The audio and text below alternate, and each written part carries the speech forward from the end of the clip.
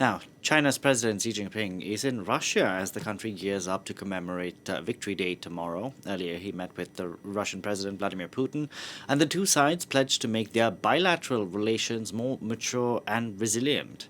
Putin is using the 80th anniversary of the end of the war to once again demonstrate to the world that he isn't isolated on the world stage, with leaders from Brazil, Indonesia, and Egypt also present. For more on all of this, we can bring in our foreign affairs commentator, Douglas Herbert. Doug, great to see you. How are you doing? We have a very different type of commemoration which will be taking place in Moscow tomorrow. Extremely different. The Victory Day Parade, as you rightly said, this is the most patriotic day on the Russian calendar. It has traditionally, for the past 80 years, really been used as a celebration, a commemoration of the Soviet Union's then defeat of Nazi forces at the end of World War II. And you'd have thousands, if not millions, turning onto the streets across Russia to celebrate. What you have essentially this year, and you've had it in recent years, really since the Ukraine war, Russia's invasion, you've had Vladimir Putin co-opting this holiday, reinventing it for his own purposes, reinventing it in order to both boost unity, boost loyalty to himself, and showcase Russian unity as well. There are two components here. There's a foreign message that Russia's sending. There's a domestic message. I'll start with the foreign part. He's invited the leaders of several dozen countries, most of them autocracies or very repressive regimes. We're going from Myanmar to Venezuela to the Republic of Congo to Cuba. An outlier is Brazil. Lula is gonna be there as well. And even among Europe, you have one EU member. The Prime Minister of Slovakia, Robert Fico, is going to be there. The Serbian president, Serbia wants to be a member of the EU. That president's attending as well, has been given warning by the EU. It has a chance of jeopardizing its EU membership chances if it shows up. But generally, Putin trying to thumb his nose at the West, in general, Europe and the West, saying, nah. You thought you could isolate us. You thought you could make us a pariah on the world stage. Not only haven't you done that, look at all the world leaders that are coming to celebrate the victory. And look, historically, it was an incredible, more than a contribution.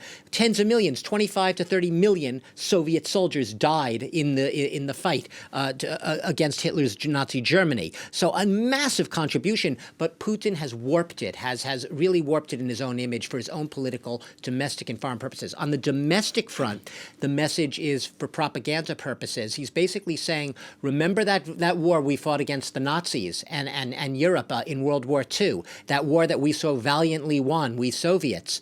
We are fighting the same war against Nazis today in Europe and the West. Now, you see behind me, that is Stalin, Churchill, and Roosevelt at the Yalta Conference in February 1945. And what you essentially see here is the message. They met there after World War II, basically to carve up the New World Order, to decide how Europe would work emerging from this war after the surrender, the defeat of Germany. This was a few months actually before the formal, the Victory Day.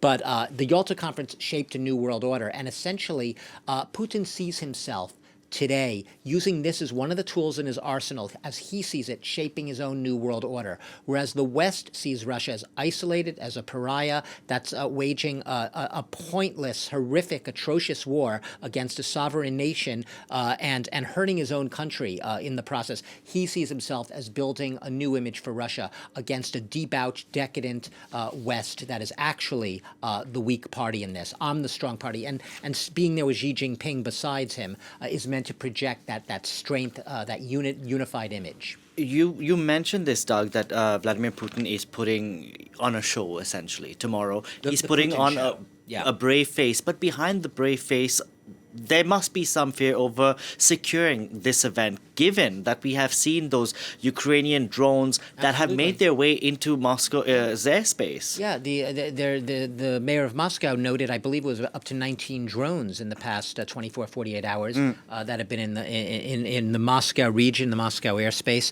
And in recent days, all four of Moscow's airports, major airports, have been shut down for brief periods as a result of the threat posed by these drones.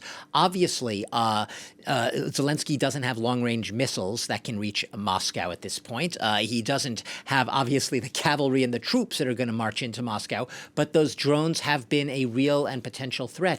And anything, what essentially Zelensky said, being very coy about it in his messaging, he says, I can't guarantee the safety of the world leaders who are flying in and gathering in Moscow for Vladimir Putin's Victory Day parade. He says, yeah, if there are people who support the Ukrainian cause who are planning their own sort of rogue operations or whatever it is, I'm not going to answer for that. That's their own decision. I'm not going to speak for that. He thinks Putin is being cynical. He thinks Putin is doing what Putin does best, basically weaponizing, literally weaponizing a patriotic day on the Russian calendar that Russian citizens through the generations have rightly been proud of their defeat over Nazi Germany in World War II, but cynically using that day in order to justify and to boost support for what much of the international community has condemned as an atrocious and unjustified and unprovoked invasion of Ukraine. So hard tying those two together have basically left Ukraine in a position where you say, if you are going to try to tie your Victory Day parade to fighting Nazis in World War II, to fighting Nazis here in Ukraine against Kiev,